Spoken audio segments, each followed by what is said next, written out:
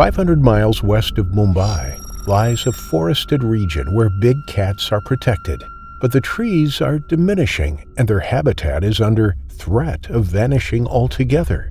As humans, leopards, and tigers compete for space, conflicts become more regular. In 1 month alone, 5 people were fatally attacked by leopards and tigers in the region. One man, Sandeep Arhun, was standing on the outskirts of the forest, tending his fruit and veg stall, when a predator appeared. Behind him, a leopard approached silently.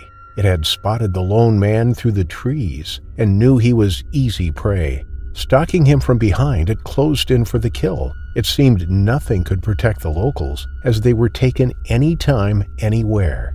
Not even divine intervention was considered enough, as a group of Buddhist monks found out shortly afterwards. The group of monks were visiting the region in December 2018 for an annual prayer conference. Locals warned them about the recent attacks and told them not to venture too far into the woodland, but they didn't heed the warnings. When it came time to meditate, some of them wandered into the forest. They took in the sounds and scents of the countryside, breathing deeply and calmly, relaxing into their meditation routine. 35-year-old Buddhist monk Rahul Bodhi belonged to a Buddhist temple that was situated inside the tiger reserve, but on that particular day, he ventured further into the forest than he had ever been before. The reserve is home to an abundance of wildlife, including leopards, tigers, sloth bears, hyenas, and honey badgers. It is Maharashtra's oldest and largest national park. Created in 1955 and covering an area of more than 220 square miles. There are more than 40,000 people living in and around the reserve in 59 different villages. Conflicts with wildlife are common. Tigers frequently attack livestock that are grazing on the open pastures within the reserve. Tiger, leopards, and sloth bear pose a significant risk to people as well. In 2013, at least 4 people and 50 cattle were killed by leopards, tigers, and sloth bears. As Rahul left the temple, he had been warned not to stray too far from it, due to the risk from both tigers and leopards, but the walk was cathartic. He followed the footpaths through the trees until he came to a small clearing. There, he found a tree. He decided that it would be the perfect spot for his morning meditation. He walked up to the tree and sat beneath it. Other monks were also meditating in the forest, each finding their own private spot, a favorite place they could return to each time. Rahul leaned back against the trunk and sucked in the cool, fresh air. Then he began his meditation ritual. His surroundings faded into the back of his mind. He blocked out the sounds and the smells of the forest. He relaxed his muscles and entered a meditative state. But as he sat there, the leopard appeared from nowhere, just a glimpse at first as it peered out from behind a tree in the Toddler forest, its black, orange, and yellow coat camouflaged in the dappled sunlight. It was standing low to the ground. It moved closer. Nobody knows if this was the elusive cat that had been responsible for the recent attacks, but if it was, then it had tasted human flesh and was drawn to them again and again. Humans were associated with food, not just as prey themselves, but living in close proximity to large numbers of livestock. The leopard's eyes were locked onto Rahul. It watched him silently, biding its time, waiting for the opportune moment to strike. Each paw was lifted off the ground and placed back down slowly as it moved forwards, ready to crouch down if Rahul spotted it. But there was no chance of that. Rahul's eyes were semi-closed. He wasn't focused on what was around him. He didn't see the big cat approaching out of the corner of his eye. Instead, he remained perfectly still, breathing and relaxing. Indian leopards are opportunistic hunters. They prey on a wide variety of animals, from small peafowl, ligurs, and hares to larger species like samba and axis deer, wild pigs, and cattle. Leopards use the element of surprise to tackle their prey rather than chasing it across the open plains. They stalk within striking distance, often from behind, in order to remain concealed. They typically strike the neck, closing their powerful jaws around the throat of larger animals to suffocate the prey or crushing the spinal column of smaller species. Moments after creeping up on the unsuspecting monk did the leopard rush at him. Only when the cat struck Rahul did he let out a cry. He was knocked onto his side and grappled with the leopard as it pinned him down. The powerful jaws were just inches from his face. He held his arms out firmly in front of him, pushing the big cat away. But it was so strong and heavy that the force of the animal was weighing down on him, tiring his arms out. He tried to kick it, but he was pinned to the forest floor. He could see the canines in its open mouth directly above him. He could see the reflection in its eyes. It snarled and growled at him, and then it thrust its face forwards. Rahul couldn't hold it off any longer. It was too powerful. It bit down on his head, holding his skull in a vice-like grip. Other monks in the area heard his cries and looked around to try and locate the man in distress. Another monk who left the temple to deliver Rahul food came across the horrific scene. Lying beneath the tree in his meditation spot was Rahul. The leopard was on top of him. It had his head secured in its mouth and was mauling him. But there was nothing the other monk could do. He had no weapon and no means of getting the leopard to drop Rahul. Instead, he and another monk who had also come running through the woods ran off as fast as they could to find help. They were desperate to rescue their friend and raced to the Maharashtra State Police Station. Police officers rushed to the scene, but they were too late. The monk was no longer by the tree. Rahul was nowhere to be seen. Had he miraculously fought the predator off, or had he been taken by the big cat? Upon closer inspection, the police officers found drag marks in the soft soil. There was a clear sign of a struggle beneath the tree where the dirt had been disturbed. They followed the trail tentatively, looking all around them on high alert. This was yet another attack that had happened in recent weeks, and, as well as leopards, there were 88 tigers in the reserve. They had to be cautious. It seemed, despite the warnings they had issued locals and visitors, people were still being plucked from the undergrowth. Could they have a man-eater on the loose? After a few hundred yards, the trail stopped, and that's where they found him, the badly mauled body of Rahul. The leopard had tried to drag him into the undergrowth to conceal its prey, to eat at its leisure. Having heard the approaching search party, however, the leopard had fled, leaving behind the monk's body. Government officials compensated Rahul's family with 1.2 million rupees, $16,700. It was a shock for the Buddhist community, but a tragedy that could have been avoided.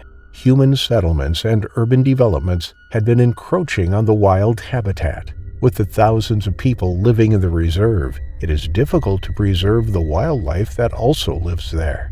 Livestock and people are easy prey, and with the added pressure of forest fires destroying large swaths of woodland each summer, tigers and leopards are being forced to search further for their food.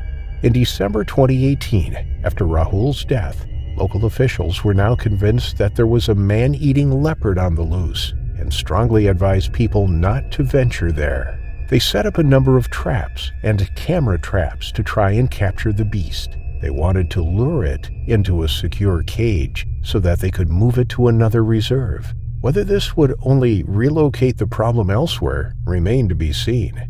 Every year, people and their animals fall victim to wildlife attacks in Toddler forest. There are thought to be between 12 and 14,000 leopards in India.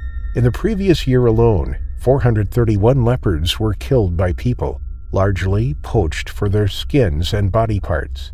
There are no official figures on the number of people killed by leopards each year, but officials estimate it to be in the hundreds. They are an extremely dangerous and feared animal in India and won't hesitate to bring unsuspecting locals like Rahul to their terrifying final affliction. The morning of June 12, 2022, was the start of a harrowing 48 hours in India, as gut-wrenching news of 3 children being attacked and killed by wild cats, one after another, made headlines across the country. The terrifying news cycle held the nation in the grip of fear, and authorities sprang into action in order to find and stop the predators before they claimed more innocent lives.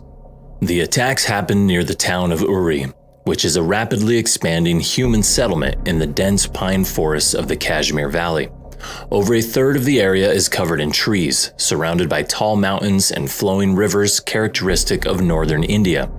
Apart from being a hotbed of political conflict, the town of Uri is also known as one of the most dangerous places in the world for leopard attacks. These wild cats are the apex predators of the forests surrounding the city and are responsible for hundreds of human fatalities over the years. Leopards are regarded as some of the smallest of wildcat species, but their incredible speed and agility makes up for what they lack in size. They can weigh more than 70 pounds and be over 4 feet in length. These predators have a set of 32 razor-sharp teeth, including canines and incisors over 2 inches in length that can pierce through flesh and deliver crushing bites to the victim's neck to kill it as swiftly as possible. With great night vision and ability to climb trees, the leopard can hunt its prey wherever it finds them, be it on the tall tree trunks or the deep burrows of small mammals. The series of attacks started with a 13-year-old boy, Munir Ahmed, who had gone to a nearby playground for a cricket match with his friends in the Baramulla district of northern India. It was only 3 kilometers from his house, and Munir promised his father he would be back before evening. At around 5 p.m., he headed back home among the tall pine trees that populated the dense forest. He had gone through the area several times before, but rarely walked the forests alone. Little did the young boy know that he was being followed from among the woods by a hungry leopard that had descended from the peaks in the distance and come too close for comfort. Munir heard a rustle on the dry leaves that littered the forest floors behind him and felt an eerie sensation that he was being followed. He looked back nervously, quickening his steps and darting his eyes on the treetops searching for the source of the sound. He was frightened and alone and tried to gather up the courage to run. Then he heard a growl on his left side and was jumped by a spotted leopard much larger in size than himself. The animal immediately went for the boy's neck, but his collar and sweater momentarily protected him. Munir let out screams of terror, calling for help for anyone he hoped would be listening. The leopard clawed away at him, scratching his face and limbs into a bloodied mess. The animal again aimed for the neck, this time successfully plunging his canines into his flesh. That was the final blow. Munir became the first victim, while paralyzed and unable to scream. The predator gripped him in its jaws and dragged him into the forest to be devoured. Munir's father awaited his return, but every passing minute quickened his heartbeat in concern for his son. It was getting dark and he still hadn't come home. Munir's father ventured out into the woods to find him, and what he saw haunts him to this very day. The dead, mauled carcass of his son lying in a pool of blood among the trees. He mustered courage to take a closer look, and at a glance at his shirt confirmed that it was indeed his own son. The helpless father pleaded him to wake up, but to no avail. He carried him into the town screaming, alerting authorities and police, who realized that something had gone terribly wrong. The very next morning, the city was hit by the shocking news of another brutal leopard attack. 14-year-old Shahed Ahmed had been feeding cattle at his family's farmhouse at 7 in the morning. The cattle and lambs had attracted predators from the forest before, but this time the wild cat was out for a human victim. The young boy had been grazing cattle on the field near his farm when he was ambushed by a leopard from behind. It sprinted toward him with sheer speed, growling ferociously and terrifying the young boy out of his senses. The frightened 14-year-old screamed at the top of his lungs, awakening his parents in the rooms a few hundred feet away. But within these short minutes, the animal had done more than enough damage to him. The boy had deep scratches on his abdomen from the leopard's razor-sharp claws, exposing his vitals. There were also bite marks on his neck from where he was bleeding profusely. Nerve damage and the blood loss left him unable to move or speak, leaving it to the parents to decipher what exactly had transpired. The leopard had run off after dragging him several meters away, and the boy's family picked him up and transported their wounded and bloodied son to the nearest hospital. Only a few hours later, 14-year-old Shahed breathed his last breath in the ICU, devastating his friends and family beyond consolation. His father still shudders, recounting the scene when he first ran to his dying son, and said that his meek and muffled screams of pain still echo in his mind and haunt him in his dreams. The city was still jolted by the news of these two vicious attacks when on Tuesday, another young girl was reported missing in the forests outside of Uri. 12-year-old Rutba Manzoor had been playing in the garden outside her house in the afternoon when she was pounced on by a leopard and dragged into the forest several meters away. The little girl could do nothing in resistance but let out screams that were quickly muted after the animal bit her neck. After several minutes passed and Rutba still hadn't come home, her parents peered out the window to call her back, but she was nowhere to be seen. They frantically ran outside, fearing the worst, but could not see their daughter anywhere. She remained missing for over 3 hours as the town gathered and searched the nearby forests for any sign of the little girl. Little did they know that they would indeed soon find her, but as a half-eaten and bloodied corpse lying beside a tree. Rutba's brother first discovered her body and tried to make sure his parents never saw the condition she was in. The little girl was disemboweled with eyes wide open and a look of terror on her blood-sodden face. But the parents weren't far behind in the search party and soon discovered their daughter's dead body.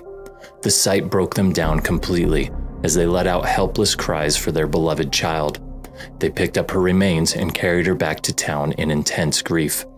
The 3 attacks within a span of just 2 days sent shockwaves around the world. The brutal nature of the deaths was compounded by the fact that the victims were children.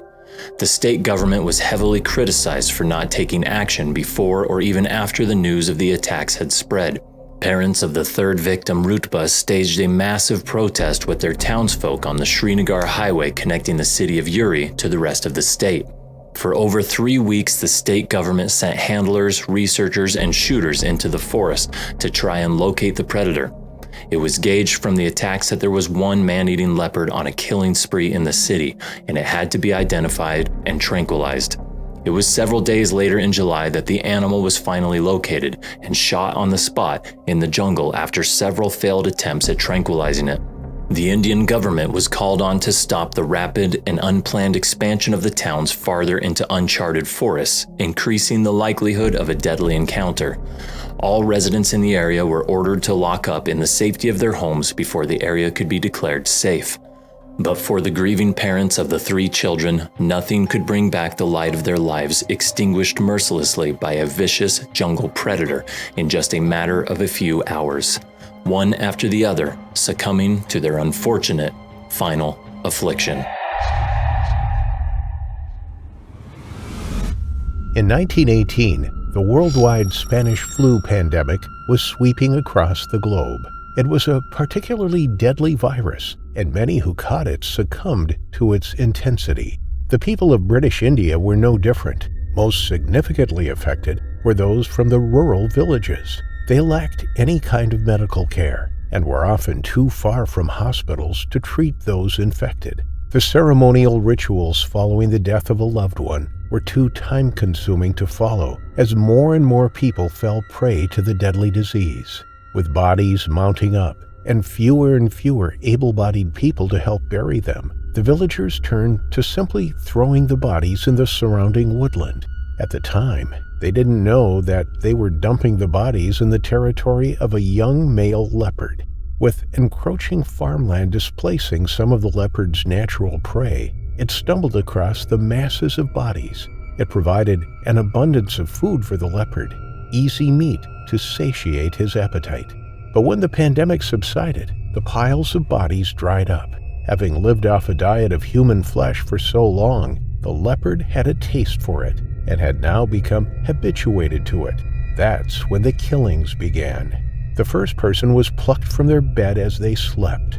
Under cover of darkness, the leopards snuck into one of the rural villages. The night air was warm. Windows were left ajar to allow the cool breeze to wash over them. In the still quiet of the night, the leopard was bold. It silently stalked towards the house, carefully placing its paws on the ground. Undetected, it moved forward. Nobody noticed the shadowy figure moving within the home. The smell of humans was tantalizing. It pounced in through the window and took the first person it saw. the village's nightmare was only just beginning, as night after night, people mysteriously went missing. The villages lay on a well-used pilgrimage route. Indians came from far and wide to walk the long road to the Hindu holy shrines of Kedarnath and Badrinath. As people grew weary during the journey, they would seek shelter on the floor of huts as night drew in. A group were fast asleep one night, resting before continuing on their pilgrimage the following day. A mother lay curled around her baby, both peacefully asleep, both unaware of the leopard silently approaching. It nudged the door open to the hut and stepped inside. Nobody stirred. It then crept over to the baby and closed its jaws around its neck, stifling any cry the baby would have made, and carried it off into the night. As the death toll began to mount up, people realized that there was a killer on the loose. They had to contend with tigers, which posed a constant threat when wandering in the forests or fishing in the rivers.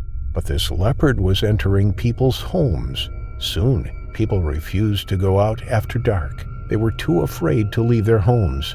Instead, they locked the doors, bolting them shut before going to bed. But the leopard was still hungry. It was determined to satisfy its hunger from the villagers within its territory. Another victim of the leopard was a young boy who was employed to watch a farmer's sheep. He slept in a hut in the field, whilst the owner was inside his house on the other side of the farm. Inside the hut, he shared the space with the sheep that were brought in for the night, taking shelter to ensure their safety. The same could not be said for the little boy. A full moon illuminated the land in a silvery glow. The leopard was on the hunt once more. It moved from the forest out into the open, walking across the field. The sheep could sense a predator nearby. They shifted uneasily on their feet, huddling tighter together inside the shed. Their ears were pricked. The scent of the leopard carried on the air. It was closing in, treading ever closer. Then the sheep spotted the black figure of the leopard through the slats of the wooden hut. It was striding across the open. All eyes were upon the big cat, and they all shuffled backward in unison, bunching closer together for protection. The boy continued to sleep, unaware of the imminent danger. But the leopard wasn't after the sheep.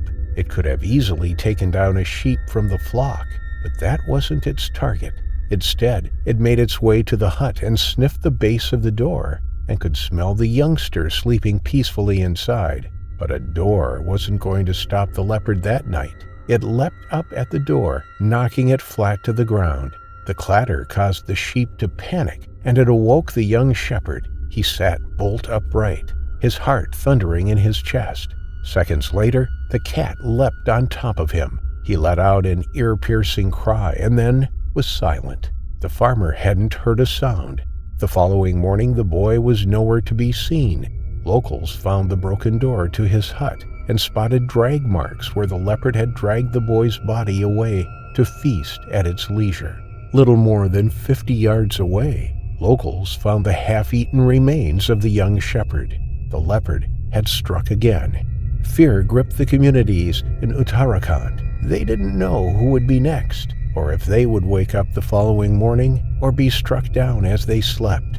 The military had been called in. Both British and Indian soldiers staked out the area. Poison was placed on the ground. Traps were set up, and soldiers positioned themselves along the leopard's known trails.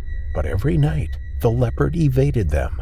Locals began to believe that the leopard was an evil spirit, or a man who could take the form of an animal.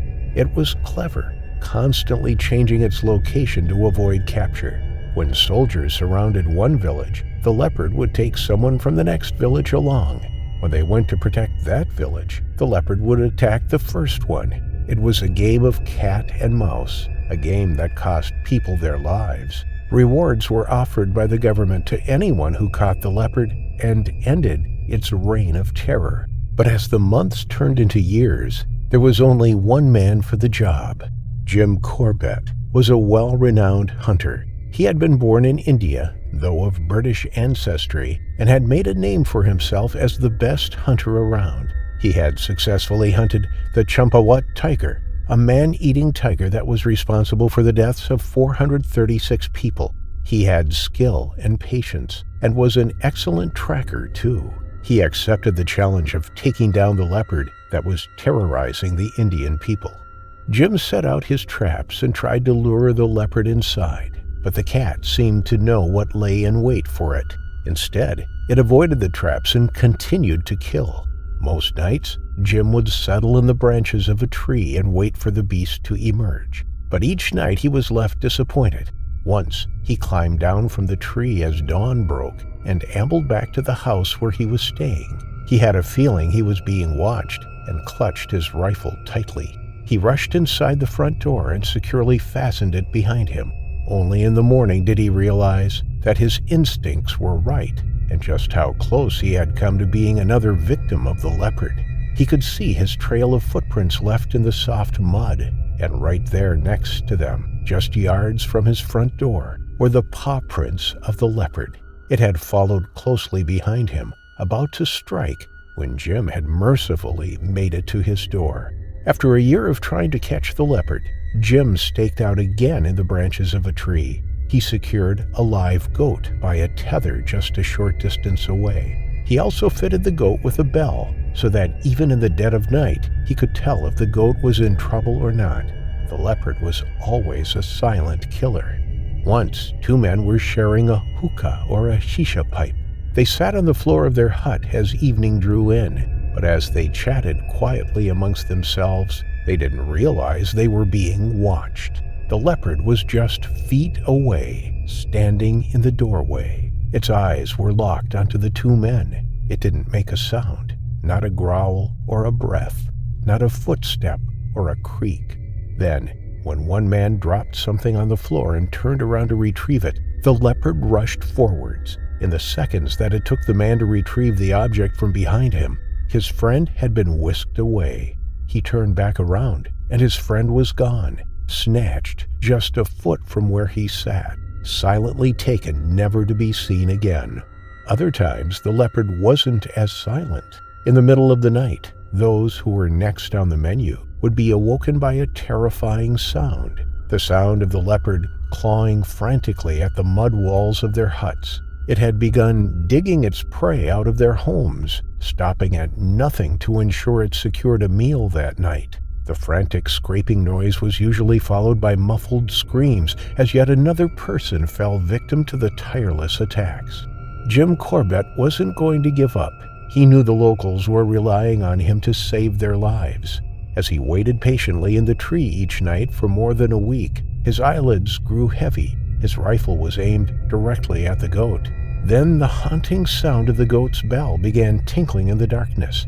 It began as a gentle ding and very quickly turned to a loud, frantic ringing. Something was attacking the goat. Jim could see the faint white of the goat's fur. With the rifle already trained on the animal, Jim squeezed the trigger. He quickly turned on his flashlight and saw the leopard spring backwards. Then his flashlight cut out. He was plunged into darkness once more. He knew he had hit the leopard but didn't know if the shot had been fatal or not. He would have been foolish to climb down from his tree to investigate, so he patiently waited until the sun rose into the sky the following morning.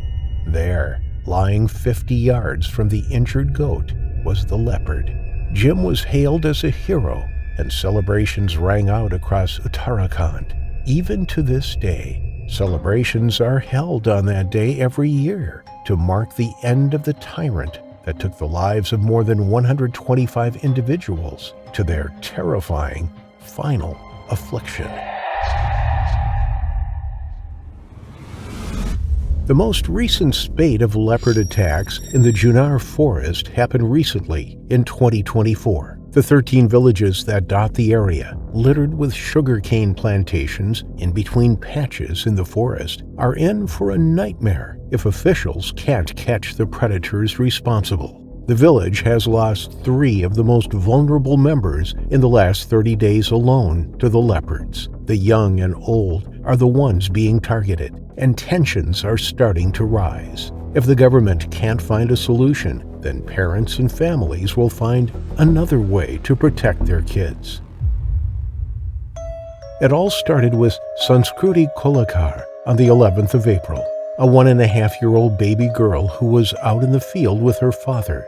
Sanjay took his daughter along for his morning chores as often as he could. He genuinely liked her company, and she certainly enjoyed playing in the shaded grass beside the shed. She was playing just a few yards behind Sanjay when he was setting up a shelter for the sheep he was herding. While the larger human was distracted, the leopard, who'd been watching them for the past hour, finally took the opportunity it had been waiting for. It stalked them from the sugarcane reeds in the field next to them. It was so silent that neither the girl nor her father even heard it coming.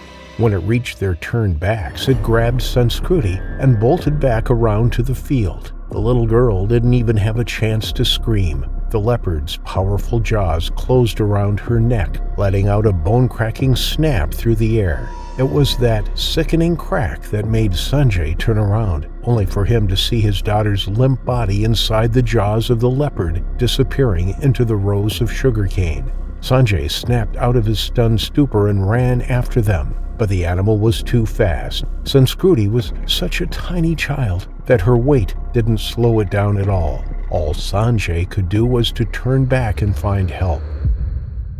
Authorities jumped into action as soon as they got the alert. They issued drones and helicopters to track the few leopards that had tracking collars, but to no avail. Sanskruti's remains, or what little was left, was later found deep in the fields near the edge of the forest.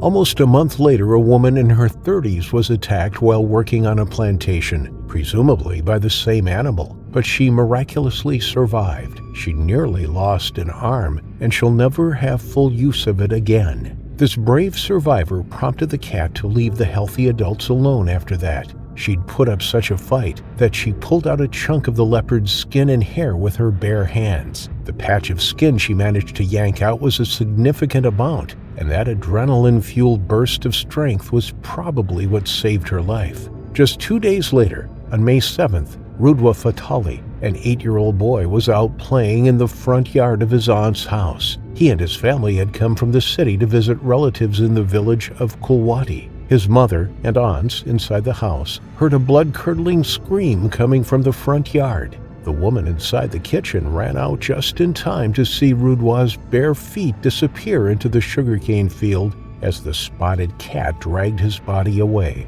Rudwa's relatives stormed in after him, and the leopard let go of his neck to flee from the oncoming horde of ferocious women armed with pots and broomsticks. Sadly, Rudwa was already dead when they reached him, his neck completely ripped out. Now a pattern was starting to develop. All of the fatal attacks were children, and it all happened next to or within the sugarcane fields. All cat species are highly adaptable, but few can compete with the leopards and the cougars. The leopards of India haven't been deterred by the farms that are taking over their habitat like the other creatures. Instead, they've molded themselves in such a way that they've begun to use those neat rows of fields to their advantage, both for hunting and as a safe place to seek shelter at night. This recent man-eating leopard is a prime example of making the best of a situation, though that turns out to be the worst possible scenario for the people who work and live there. 3 days later, the villagers, still reeling from the loss of Rudwa, a 50-year-old woman named Nanubhai Kadale, went out to tend to her farm. Situated next to the row of crops, she was hunched over, with her back facing the field, untangling a hose pipe. This was the moment that the creature watched so silently from the field was waiting for. It sprinted silently toward her, and Nanubhai only became aware of the stalker when it sprang onto her back. This wasn't the point-precision aim it utilized with the children. The leopard missed her neck. Instead, its teeth sank into her right shoulder, and its claws sliced through her clothes, raking through the skin on her back. Screaming in terror and pain, Nanubhai went down, face first, into the tangled hose and the dirt. Now that it had gotten her off her feet, the animal extracted its teeth and bit down again, and this time its aim was true. It clamped down on the jugular, crushing her windpipe as it did so. Nanubhai's screams were cut off abruptly, but it had been enough to alert the workers who were just stepping in through the front gates to start their day just an acre away.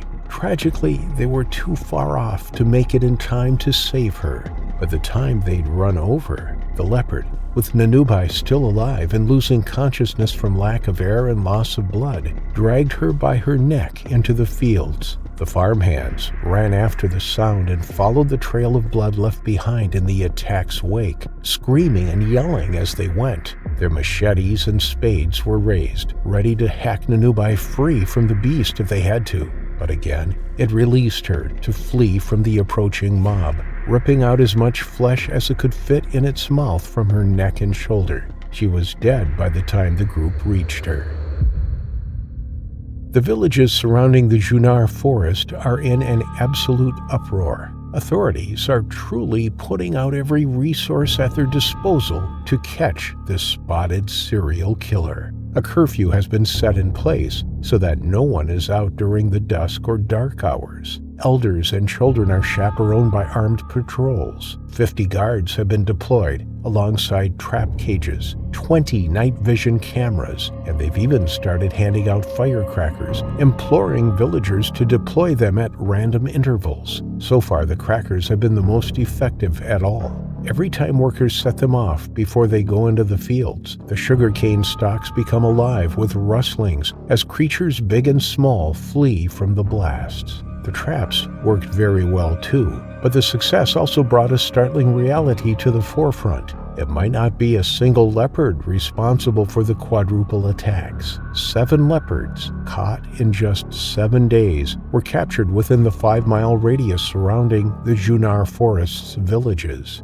Determining which animals actually attacked the women and children is impossible, but it could be multiple guilty cats. They hoped to at least identify the leopard responsible for the attack where the woman survived. She managed to rip a piece of fur and skin out of the animal's back, which would make that leopard easily identifiable. But of all the leopards they caught, none of them showed any wounds that matched, so that one is still out there somewhere. Since then, authorities have found half a dozen abandoned lairs that showed signs of cubs having been born there recently. There is no question that dozens of leopards are lurking the forests nearby. In light of this discovery, officials have taken a rather extreme step. They've begun to castrate the males before releasing them in protected parks and forests far away. At least that should curb the sudden population boom in leopards without the need to eradicate a protected animal. But the truth is that this is far from over. Those sugarcane fields are not just sustenance for humans. It's become an ecosystem all on its own,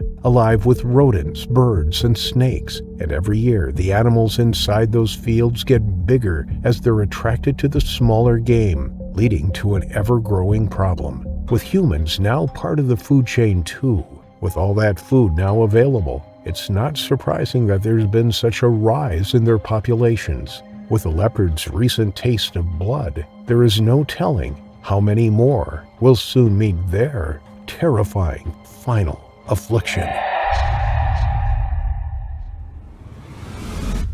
In 2021, in the Hassan district in India's southwestern state of Karnataka, a leopard went rogue. She was a 2-year-old female and had likely been independent from her mother for 6 months or so, but something was drawing her from the wilderness into civilization. Rather than being wary of humans and the sounds associated with their communities, she deliberately sought them out. She saw livestock as potential prey and started wreaking havoc on the rural communities in the area. But that was the least of their worries. She quickly learned that people were easier to hunt than livestock, and in February 2021 turned her attention to the locals. Indians living in the rural countryside are aware of the threat wildlife poses to them and their farm animals, but it seemed that no one was safe, not even those in the cities. To the east of Hassan, a leopard had been seen entering a residential apartment complex in the city of Bangalore. Luckily, nobody was hurt, and a team from the forest department captured it and released it into the wild. Just days later, another leopard was spotted at the tourist spot of Brindavan Gardens in Krishna Raja Sagara Reservoir in Manja district. Although sightings of leopards appeared to be on the increase, no one had been attacked or threatened by one in recent months. Not yet, anyway. But that was about to change. On Tuesday, February 22, 2021, a 12-year-old boy called Nandan and his mother were on the way to their farm. As they walked along the dusty road from their rural village, they felt like they were being watched. Nervously, they scanned the surrounding shrubs and bushes that lined the track. There was definitely something out there, but they couldn't see anything. Leopards are the masters of camouflage and of stealth. Hurriedly, the two of them continued to their farm, and Nandan went straight away to feed the cows. But his intuitions had been correct. There was something out there. He was being stalked by a predator. A leopard was following him closely, her eyes fixed on the boy, her footsteps silent upon the ground. She crept within striking distance, biding her time. As Nandan was leaning over one of the wooden fences, the leopard rushed at him. He caught a glimpse of its fur, a flash of black and yellow as it pounced on top of him. He let out a yell, but there was no time for his mother to come running. One bite from the leopard's powerful jaws and he would be gone. Typically, leopards go for the throat in an attempt to either suffocate their prey or break its spinal cord.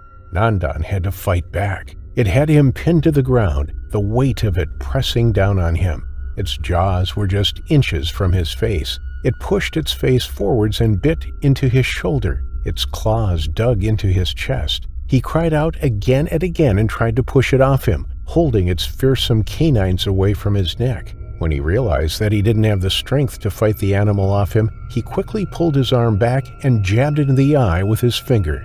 The leopard immediately leapt backwards and ran away into the surrounding undergrowth. Nandan jumped to his feet and raced to find help. He was injured, but he was alive, and his quick thinking had saved his life. But there was more to come. When wildlife officials heard of the attack on Nandan, they set up a search team to track and capture the rogue leopard. It needed to be relocated before it could cause any more damage. The following day, a team of experts, including veterinarians, searched the surrounding bush near the farm. Soon, they picked up signs of the leopard and followed its trail. As they were tentatively combing the thick undergrowth, closing in on the animal, it suddenly rushed out from behind a bush. It launched itself at one of the vets, and he was floored by the animal. The rest of the team heard his cries for help and came to the rescue.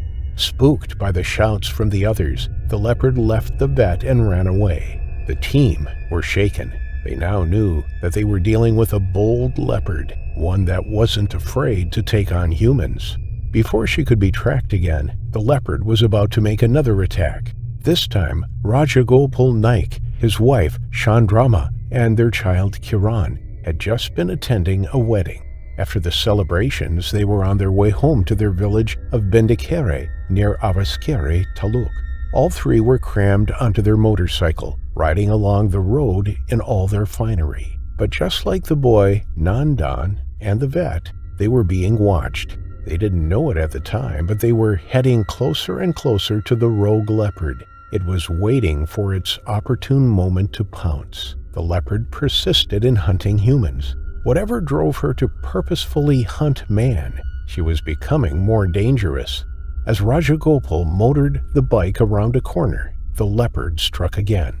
She pounced from behind a tree, launching herself at the motorbike from behind. Rajagopal just saw a flash of color. Seconds later, he heard his daughter cry out. The leopard had dived forwards and caught her on the leg. The force from the knock shunted the motorbike sideways and sent the three of them flying off and onto the ground. The bike veered across the road and crashed on the opposite side. Before the three could react, the leopard pounced on top of Chandrama. Seeing his wife struggling beneath the leopard, Rajagopal jumped to his feet and ran at it. He crashed into it with all his weight, like an NFL tackle. The leopard was thrown off Chandrama when it was struck, but immediately got to its feet again. This time its focus was on Rajagopal. He stood, slightly crouched, ready for the attack. Man and beast hesitated, shuffled on their feet slightly. Then the leopard launched itself on top of him, and he fell to the floor. Chandrama and Kiran ran off to the village to get help. They could hear the fight behind them, but they ran as fast as they could. Time was key if Rajagopal was going to make it out alive, but little did they know that Rajagopal had a lot more fight in him than they would ever have believed. On the ground, he grappled with the animal, pushing its face away from his.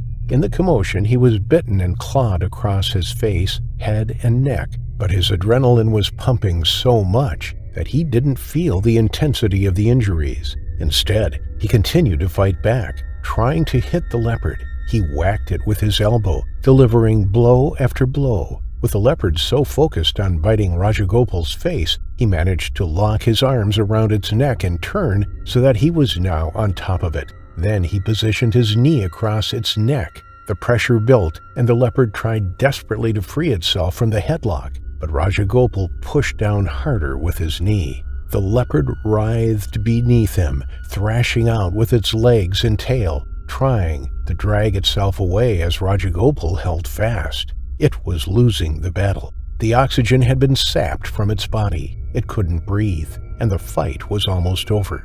Soon, the leopard's kicking slowed until it stopped altogether and its eyes glazed over. Rajagopal had killed it. He had asphyxiated the predator and sat back, panting hard. Blood trickled down his face. His pristine white wedding shirt was now torn and tattered. Blood spattered down its front. Moments later, locals from the village arrived. They crowded around Rajagopal, in awe of what he had just done. Some took out their mobile phones to film the incident. It wasn't something they saw every day, and he was hailed a hero. But he was clearly shaken by the incident as he sat next to the motionless body of the young leopard. Somebody handed him a bottle of water, and he took a long, grateful glug. Wildlife officials collected the body of the leopard and took it off for analysis at a veterinary lab. Rajagopal and his family were taken to the local hospital, where they were treated for cuts and bruises. It was a dramatic end to an eventful day, and although leopards in India are protected by law, killing one out of self-defense isn't considered illegal. Rajagopal risked his life that day to save his family from meeting their terrifying final affliction. Kamala Devi lived alongside the Bandangar Canal, right on the outskirts of the Bandangar National Reserve. And as you'd imagine any reserve in India to look like, it was lush, green, and as wild and awe-inspiring as anyone could hope for. Kamala had grown up here, and she'd known the people in her village all her life. It was where she met her husband, had her children, and saw them get married to the very boys and girls that they'd gone to school with. Now they'd made a grandmother of Kamala all these years later, and she couldn't be happier. Both her oldest daughters were married and had thriving families of their own. Her third child, a son, had gotten married a year earlier, and they blessed Kamala with her 8th grandchild. Kamala still had 2 teenagers at home, and she missed the pitter-patter of little feet running around the homestead. The farmer's life is a simple but hard one. Their community works, lives, loves, and dies together. One circular community where everyone knows everyone. A place where every celebration and loss is shared by the village unit as a whole. And even now, in 2023, most of the people there still live the way they did 200 years ago. And Kamala didn't want to have it any other way. Kamala went over to her son and his wife's house on Wednesday, February 9th, to help the newly married pair with their new baby. The boy was undergoing his first ever cold, and the inexperienced couple were desperate for some advice from the matriarch of the family. The baby wasn't in any serious condition. It was, after all, just a cold. But Kamala appreciated the excuse to go over anyway. She'd left the running of the farm to the 2 teenagers and spent the whole day cuddling the infant while his parents got some well-deserved rest. By late afternoon, Kamala started to head back, walking along the footpath that hugged the tree line of the forest. It was only a 30-minute walk, and she was thoroughly enjoying hearing the sounds coming from the jungle as the birds sang their last songs before settling down for the night. The path was well traveled, with most of the villagers frequenting it almost every day.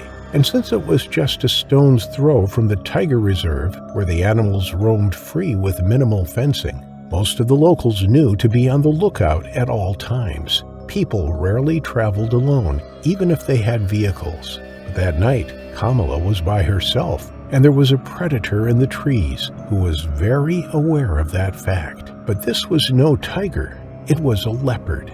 Both creatures are equally feared, and in some ways the leopard more so than the Siberian tigers. The leopards are more sneaky, quieter, and harder to see. From India to the southern tip of Africa, the spotted beasts are renowned for their patience and skill. And this fully grown male was no different. It had been hanging out along the path for nearly 2 days, waiting to catch a human alone. It was expecting one of the smaller ones to break away from their group. But the humans didn't act like the wild bucks did. Their mothers kept the little ones close. One human was easy enough, but when many of them were together, they were a formidable force. It wasn't willing to try for one if it was accompanied by someone. The risk was just too great. The cat was about to retreat deeper into the forest for the night, ready to give up on the fruitless day, when Kamala walked past in her bright yellow sari. She stood out like a beacon in the dim light of dusk. Ever cautious, it followed behind her, making sure that she was truly alone. After 10 minutes, the animal was sure that there were no other people traveling the road, and it started stalking her with intent, going down low enough to skim its belly on the ground. It became bolder, stepping lightly onto the pathway, never taking its eyes off the woman's back. If anyone else had been walking behind or towards Kamala, they'd have seen the hunter immediately. Then Kamala's sandal picked up a small stone. Still oblivious to the danger behind her, she bent down to pick it out of her shoe. And that's when the leopard struck. It leapt through the air and onto Kamala's back, its claws grabbing her around the middle. Kamala let out a startled yell that no one could hear, and she was propelled forward into the pebbled walkway. Her hands went out instinctively to break her fall, but the thing on her back was much too heavy to hold. Her elbows quaked as soon as her palms hit the ground, sending her sliding several feet ahead, shredding away the skin on her face and tearing her sari to tatters. Kamala didn't have the chance to comprehend what the claws around her middle that were sinking deeper and deeper into her flesh, or the fierce growling behind her ears were. All she knew was that she couldn't breathe and that she was pinned to the ground. Before the realization could hit her, the animal sank its teeth into her neck. Her chest was compressed from being pinned, and now her throat was pinched shut. She realized that the assailant behind her was a cat, but her closed airways took over the pain from the claws slicing through her organs and the fangs bearing into her throat. She didn't even feel the pain, just that maddening, desperate lack of air. The need for oxygen sent her brain into a panic, and she flayed helplessly on the ground. The animal on top of her remained still and unfazed by the woman's struggles. Instinctually, it knew it had Kamala exactly like it wanted her to be, trapped beneath 150 pounds of pure muscle and completely incapable of breathing. And if the lack of oxygen didn't kill its prey, then she'd bleed out from the femoral artery that was spewing liters of blood into the beast's mouth. And so she did. Kamala perished both from blood loss and suffocation. It took her less than 2 minutes to fall unconscious, and only 1 more minute before the leopard dragged her into the dark forest. By midnight, the entire village was aware of their missing neighbor, and almost all of them were out in the night, walking the route she was known to have taken. Even her son and daughter-in-law, their sick baby strapped to his mother's chest, joined in on the search. One of the villagers found the pool of blood on the road, and with their flashlights, they followed it into the forest. But it was too dark to try to find Kamala, so they had no choice but to wait until morning before following the blood trail. And sure enough, before noon the next morning, they found her, hidden behind a fallen log. But there wasn't much left of her besides her hands, sandaled feet, and face, which still bore the scratches that she'd gotten from being driven over the small stones of the road.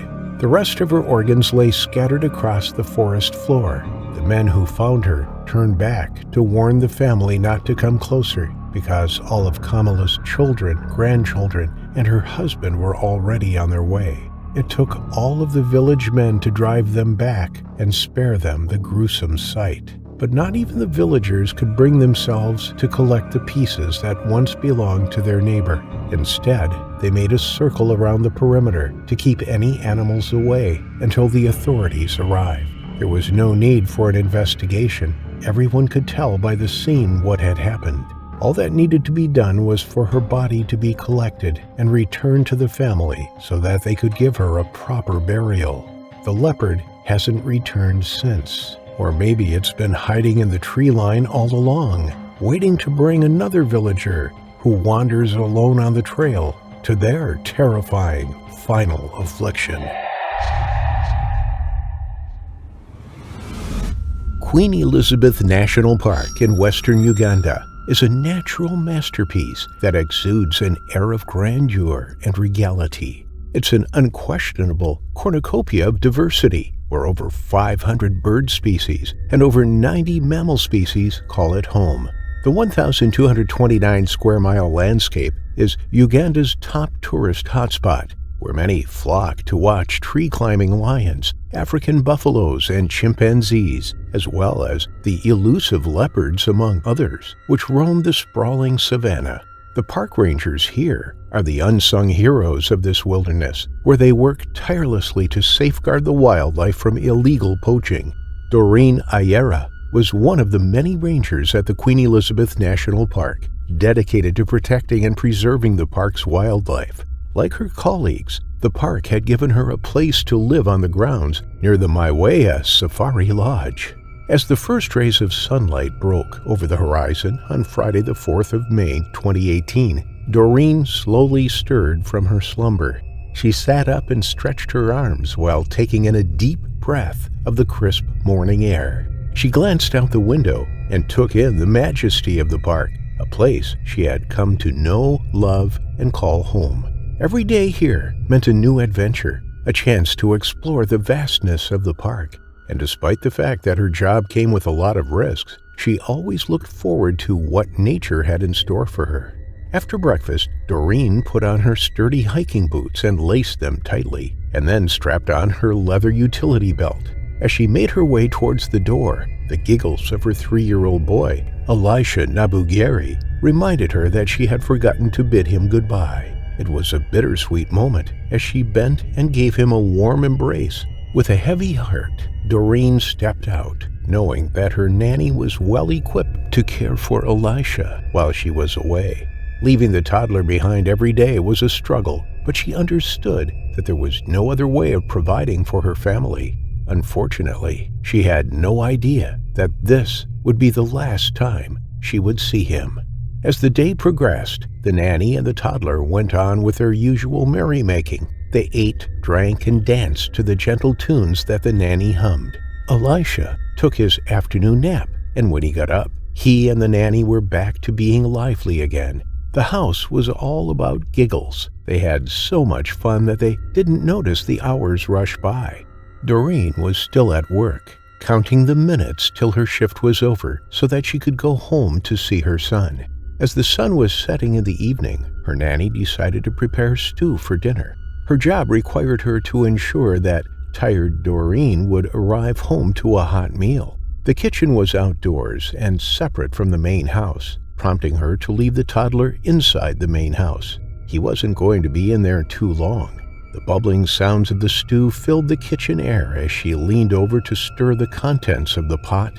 Suddenly, the bubbling sounds of the stew were overshadowed by a screeching scream somewhere outside the kitchen. With the stirring spoon still in her hand, the nanny quickly dashed outside, only to see a large dark figure dragging the young Elisha across the compound. The young toddler had gotten lonely and bored in the house and had wandered away from the main house, following the nanny to the outdoor kitchen. Unfortunately, the nanny was neither aware that the toddler was a few steps behind her, nor aware of a hungry leopard that was lurking in the shadows around the unfenced staff quarters.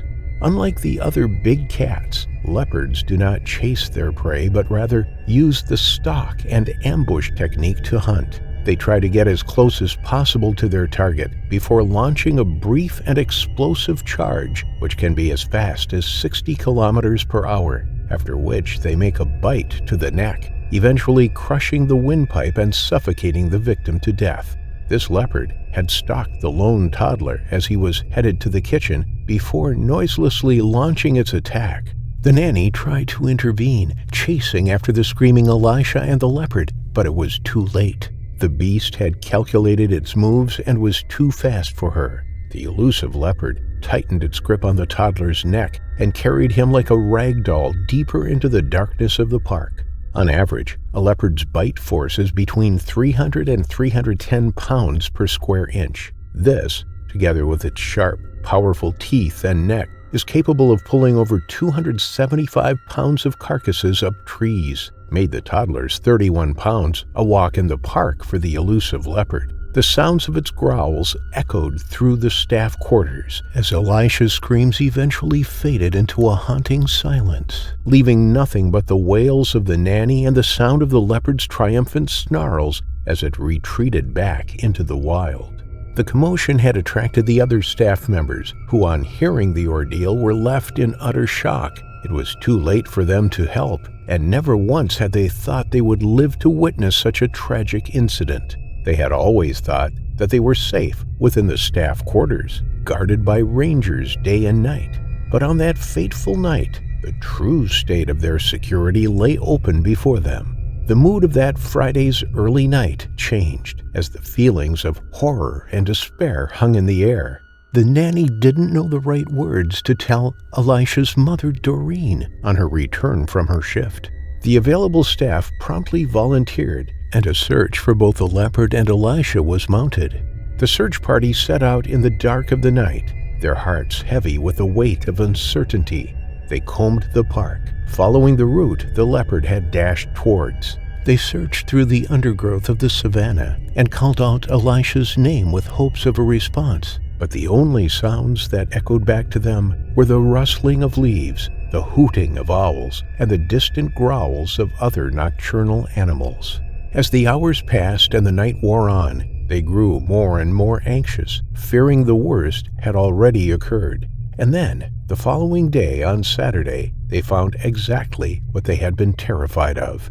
In a clearing nestled under a tree, they found the remains of Elisha. His bones and skull lay scattered on the ground, the testimony of the only remnants of a life brutally cut short. The faces of the search party contorted with sadness and disbelief as a mixture of grief and horror struck their hearts. They could not fathom the pain and terror that the toddler had endured during his final moments. Like a somber procession of mourners, they stood in silence and paid their final respects to Elisha before collecting his remains and slowly making their way back to the staff quarters.